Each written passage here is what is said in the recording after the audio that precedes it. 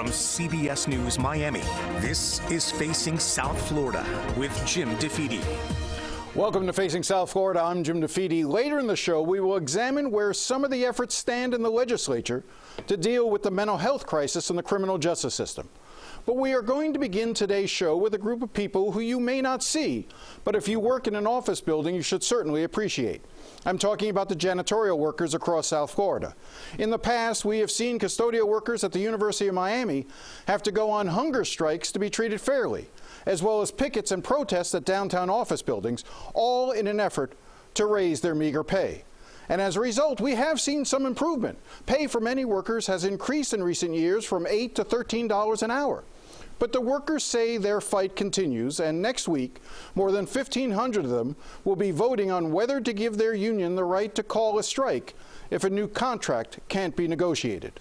Joining me this morning is Heidi Moreno, one of those janitorial workers here in Miami, and Helene O'Brien, who leads their union, SEIU 32BJ. Helene, let me just start with you. So on Wednesday of this coming week, members will be gathering, and they're gathering already, and will be deciding whether or not to give you the authority to call a strike. What are the issues that you're dealing with right now? The big issue, Jim, is the issue of full-time. So right now, the janitors have organized in the commercial office market here in South Florida, and they are working very hard to raise the standards and really create good jobs. Good jobs is fair pay, benefits, paid time off, and full-time. 80% of the jobs in this market right now are part-time. And it's unacceptable. It is too hard for people to live in one of the most expensive markets right now in the United States, and it's a very successful commercial office market, and have to work multiple part-time jobs. And so the janitors are pushing very hard to increase the percentage of full-time jobs being offered. So in other words, right now, for instance, you might have at a building 20 people working 4 hours part-time. And what you'd like to see are maybe fewer part-time and more full-time employees as a result. Yes, I mean, there's a very high turnover. There's an invisible army that comes in at 6 p.m. in all of these office buildings. We're talking about all the major office buildings, downtown Miami, downtown Fort Lauderdale, all of these buildings. If you're in one of those big buildings downtown, more than likely one of your members is cleaning it. Absolutely. More than 77% of the buildings have these janitors there. And 6 p.m. at night, most tenants are gone, and literally dozens of janitors come in and clean till 10 o'clock at night. And it's hard. If you look, for example, many janitors may live, say, in a community like Hialeah. They're taking a bus and a train to get to Brickell for 4 hours. It's just not going to work. And so people need a stable, good job. And that's a top priority of this campaign. And if you have a part-time, employee on one job site, maybe they have to take 2 or 3 other part-time jobs to be able to make ends meet? Absolutely. I mean, we have the stories of members leaving their house at 6 or 7 in the morning to go to one job. And many times either they have unreliable transportation or they're on public transportation, which takes hours, and they're running from part-time job to part-time job to part-time job. Well, let's bring Heidi into the conversation. You're one of those janitorial workers. How hard is it to make ends meet when you're working mostly part-time jobs for different companies? It's extremely hard to make ends meet.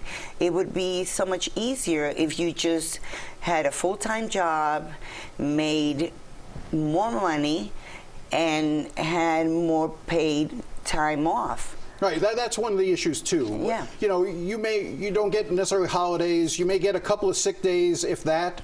You don't necessarily get health insurance or other major benefits. So the benefits are limited.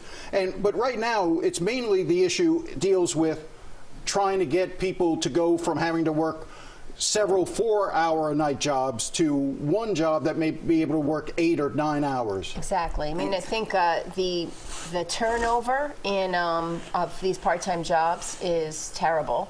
It's very high, and it would be just much easier for a person to be able to have an 8-hour job. Heidi, we were talking last night a little bit. You're from New York. We're actually all New Yorkers. We've got Queens, the Bronx, and Brooklyn all sitting here around the table. You come from a background in New York where you understand unions. Exactly. This is, in South Florida, this is a taboo word still for a lot of people. And, you know, you're one of the few people willing to sort of speak out and willing to talk. I mean, a lot of your fellow employees, they're nervous about talking about these issues and pressing for their own rights, correct? Correct. They get very scared because they're not used to it. Like you said, being that we come from New York, and this is something that is not strange. This is actually something that is very normal. You go get a job, and most of the times you have a union. So you apply to work somewhere, and automatically when you get hired, you already walk in the door with benefits, with someone that protects you, with rights, with respect, which is what Florida doesn't have. So when you speak to someone here about a union, people get scared and they're like, oh my God, what am I going to do? They don't understand yet that this is just for your own benefit. And one of the issues that I know you and I have talked about is, give me an idea of the percentage of workers who are immigrants, who don't even necessarily are fairly new to the country, may not speak English, may come from a country, Venezuela, Cuba, other places, where they're afraid to speak out and for their own rights. Talk about the challenges there. The janitors who take care of all these beautiful properties, we've done a survey of all of them, and basically 98% are immigrants, 97.5% are immigrants from Latin America, 71% are women, and the average age is 54. We actually believe that the average commercial office janitor is Miami, is South Florida, because that's who they are. That's who we are. I think what you just said is really important, and I don't want to just sort of go through the number. The average age is 54 years old. So Correct. a picture of a 54-year-old woman who may have come from Honduras here legally. We're not. Nobody's arguing. Right. They're all documented. All documented, and facing. You know, up until you got involved, they were making $8 or less an hour. When you started organizing a few years ago, you've been able to get their pay up, so that's good. You've been able to get some of these companies to acknowledge the collective bargaining concept, and so some of these buildings are doing the right thing by recognizing the union. Now it's that next step that you're looking for, this new contract that you have to negotiate. You want to build on it and try to get them a little bit more. You're not asking for a lot. When you say a little bit more, particularly in the area of maybe some holidays, some sick days, talk to me about that. Yes, so basically the term we use is maturing the market.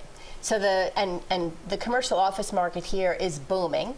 It's a $3.5 billion, right? It's $3.5 billion in rentals. Yes. You know, they're doing well. Doing well. In fact, statistically, Miami has jumped in the South Florida has jumped in the rental rates in these office buildings to the 6th most expensive market in the United States. We are more expensive than Boston, Chicago, and Los Angeles now to rent in these office buildings, and yet our janitors are in 10th place out of the 10 largest metro areas in the United States. And one of the things, too, is it's important to remember, we talked about this as well, that all through the pandemic, even though, you know, we saw people not necessarily going to work, those that did, the janitors still had to show up and clean, disinfect, do all the types of things that we counted on to create safe working spaces in office buildings for those who had to go in.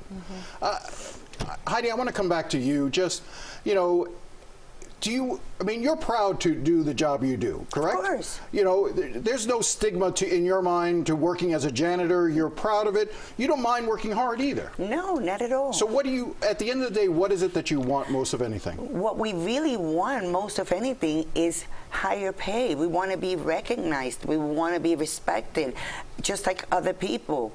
You know, how do you respect someone? Showing them that their job is worth what you're asking for. Otherwise, you feel belittled, you know? You want to feel like if you have a child in college or you need extra money for things, that you're able to take care of your stuff by being appreciated with your salary. This coming weekend is President's Day is on Monday. That's a holiday for most folks. Here at CBS, I'm off. I have pay. Yeah. Do most janitors have the day off with pay? No, more than 80% of the janitors, when there's a holiday, take any holiday, even like a 4th of July, most Americans like, oh yeah, we're going to have a 3-day weekend. These janitors are like, oh, I'm getting a 20% pay cut this week. They don't get paid for federal holidays. The only holiday right now that these part-time janitors get is Christmas, and the part-time janitors only get 20 hours of PTO a year. It's a lot to win. So where do the negotiations stand right now with some of these companies? Well, we've opened up the table. We're bargaining. Our illustrious mayor came and gave a very important message. Mayor Daniela Levine-Cava came and basically reminded the employers that we have New York prices without New York wages, and that she hopes that some significant progress can be made. And we are meeting back tomorrow in the bargaining table, but the employers said a hard no. I'm quoting them, hard no on full-time. Heidi, we only have about a minute. What is it that the people who are watching this right now, what is it the main thing you want them to know? What is the main message that you'd like the public? Why should they care about whether or not you get a few extra days off or you get a full-time pay instead of part-time pay? Why should they care? Because without us, we are essential workers. A lot of people don't see that, but we are the ones behind the scenes. We are the ones, after you and everyone leaves, we come in, we take care of everything. We vacuum, we clean, we dust, we fingerprint. We do all the work that no one else wants to do. So we are an essential part of Yeah. No, I get it. The industry. The industry, we are. I mean, all of these big banks, all of these big Fortune 500 companies, anyone that's downtown Miami, they may not understand what's going on inside their own building because the buildings have management companies and they contract. Exactly. They need to start paying attention. Absolutely. We're going to follow this. We're going to see what happens next week, and we'll keep in touch on what happens from there.